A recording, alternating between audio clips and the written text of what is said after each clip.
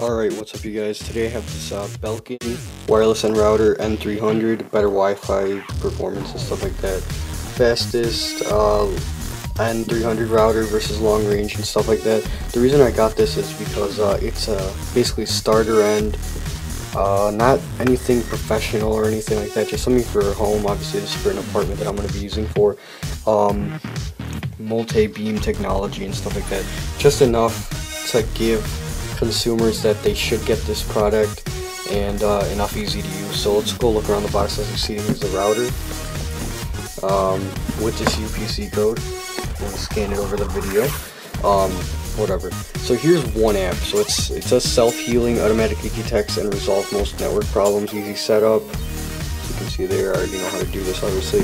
So right here it says choose the right router. I really wanted to go to the 450 because it did have USB. Let me see here. USB ports. Yeah, they've got the newer ones have a USB, but I would really love the 2.4 and 5 gigahertz network. But it just tells you what happens when you go on these, and also just a picture, I guess. It says right here, the N300 delivers and maintains high-speed connections for extraordinary performance, and Belkin's multi-beam antenna technology gives you powerful signal strength and maximum coverage while minimizing dead spots, so you can connect virtually from anywhere in your home. Unleash your network. They obviously, as a bunch of other routers, they recommend you put it in a high place where there's not any metal or something like that. So right here it says package includes the router itself, power supply, CD, user manual, networking cable, system requirements. You gotta have basically system specs, wireless spectrum, 2.4 gigahertz. I don't have any other 2.4 gigahertz, so I'm pretty much good with not having 5 gigahertz. Wireless security, WPA, WPA2, and WEP. I would never use that. Ports, 1 wireless LAN, and 4 local area network. Wireless BG and N, so this is a N router, but with no 5 gigahertz support. So let's get this thing open. Alright, I've removed the plastic, so let's get inside this package.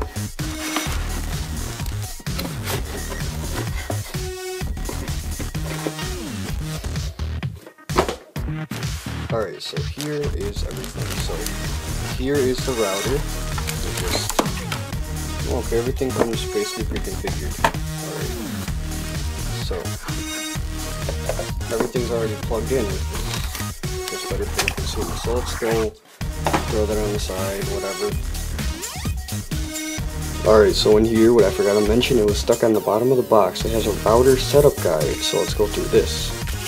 Step 1, connect your modem by disconnecting its power supply, or turn off your modem, sorry.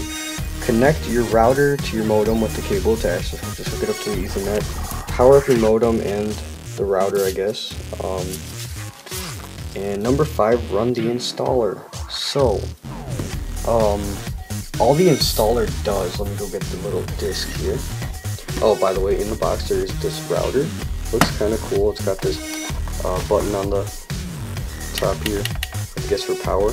On the back, the good stuff, I guess. You've got 1 input, 4 out, and then wireless with the reset switch, and it takes in, let's see how much power this thing takes up. 9 volts, 1 amp, so I guess pretty powerful.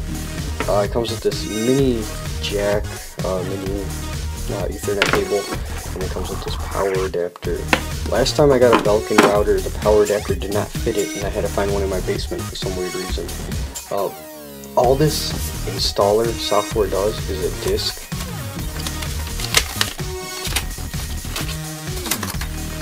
I probably never use this, but I'm going to use it anyway.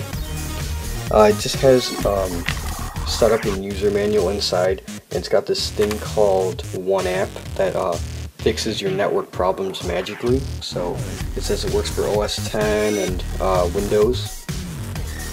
But basically it's a router, so I can't really show you. I'm going to show you the network speeds. The network speed I did before on my YouTube, that was because I got my older router and it just broke, so this is why I got this one.